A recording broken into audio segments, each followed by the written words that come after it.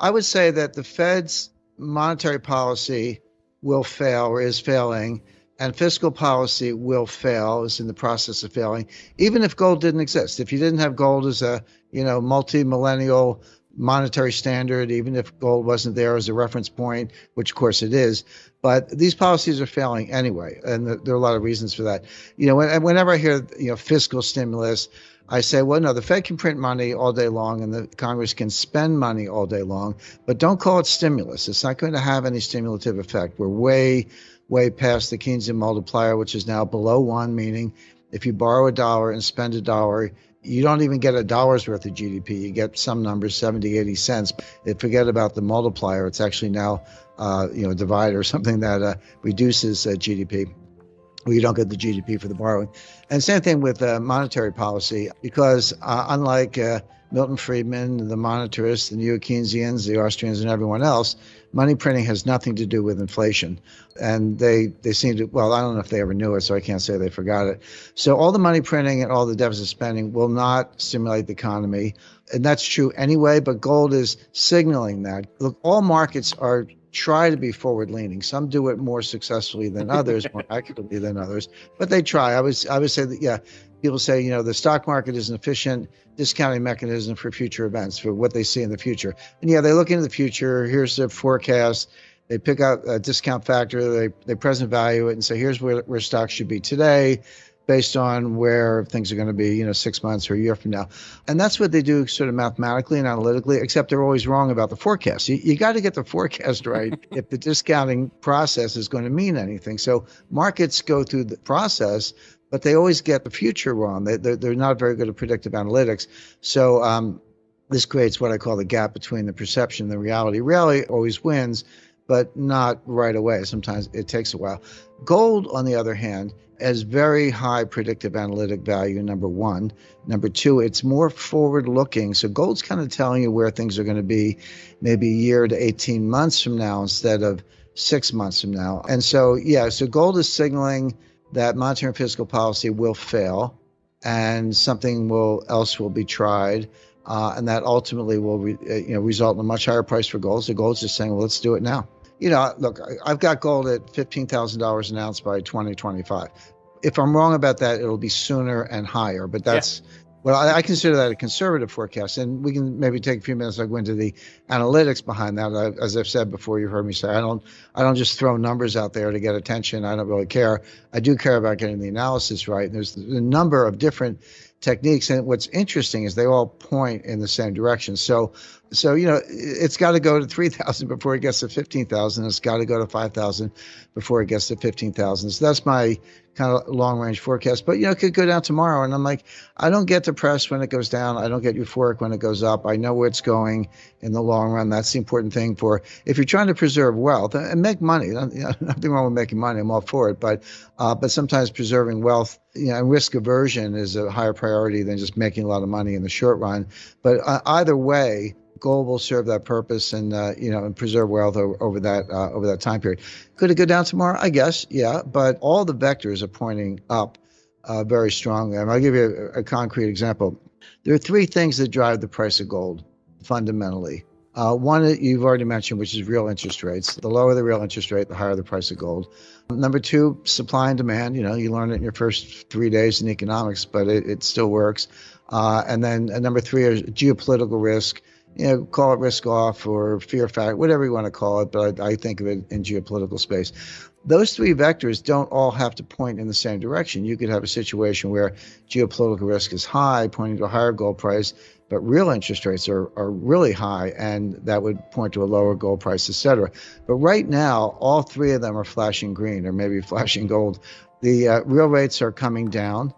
They're still high, by the way. When I always have to just roll my eyes when really smart people, Dan Isaacson, Bill Gross, Jeff Gundlach, and I admire them all and I follow them all. But they've all been carried out feet first on this bond bubble thing. The greatest bond bubble in history and short bonds, and the interest rates have nowhere to go but up. They're just failing to distinguish between nominal rates and real rates.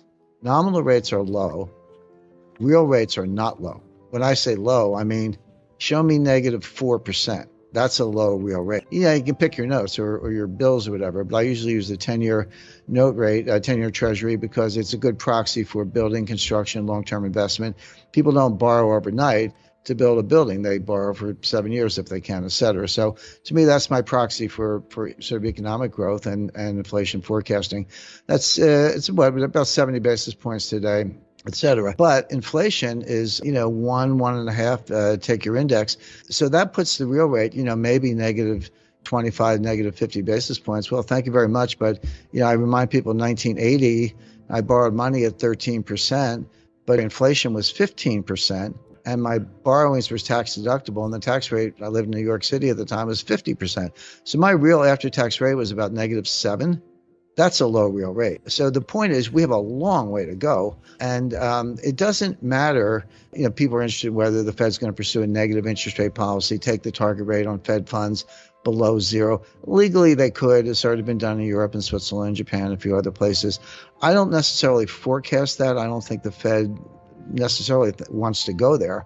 But you can have negative yield to maturity on a 10-year note. Just whenever the premium is greater than the present value of the coupons, it's a negative yield to maturity. So you can get there. You can get deeply negative rates in secondary market trading, regardless of what the Fed does. And that will happen. And so, in the DV01, dollar value of 1 basis point is higher as the absolute level of rates gets lower. That's just, duration, just bond math 101. So we're going to have huge capital gains in 10-year notes as the yield to maturity goes, towards -1%. But that's going to be an enormous boost for gold. And we're not even there yet. We're seeing kind of a spike in gold prices when real rates are still, relatively high. They're only mildly negative. I was declarative when I said printing money does not cause inflation, and it doesn't. Again, I'll just use the last 12 years as Exhibit A. We should probably relate to the viewers what does cause inflation.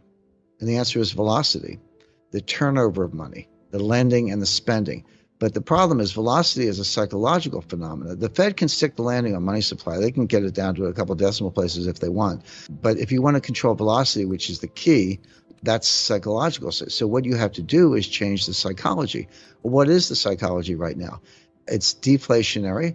The savings rate in May was 33%. It had been going up. It kind of made its way like from 4% to 7%, but then it spikes to 33%.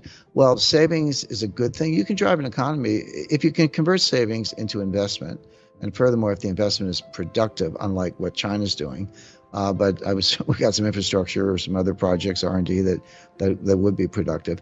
That can drive an economy. You don't have to drive an economy on consumption. You can drive an economy on productive investment. But the problem is twofold. Number one, it has a much longer time frame. That's a 5-7 year time frame. And it comes, in the short run at least, at the expense of consumption. Our economy is driven 70% by consumption. If you substitute savings for consumption, you're killing velocity. Because if I put my money in the bank and leave it there, the velocity is zero. And I remind people, $5 trillion or $6 trillion times zero is zero. You can print all the money you want, but if you don't have velocity, you don't have an economy. And so the question is, how do you change the psychology? How do you get and by the way, it makes sense to say, if you're unemployed, you better be saving because you're maybe lucky if you can pay the rent. But even people who are working or still have their jobs, they're worried, maybe I'm next. Maybe they fired a guy down the hall, but maybe I'm next, and maybe I better save more just in case, and so forth. So, and that's not a bad thing. I'm not saying that doesn't make sense. That makes a lot of sense, but understand what it means. It's deflationary. It reduces velocity. It offsets the increase in the money supply, and it's very hard to get out of. I mean, Keynes called it a liquidity trap, and he was right. That's what it is. So how do you change the psychology? Well, you need something big. You need something dramatic that's going to get people to say, wait a second, what's going on here? Well, one of them would be a $5,000 price for gold.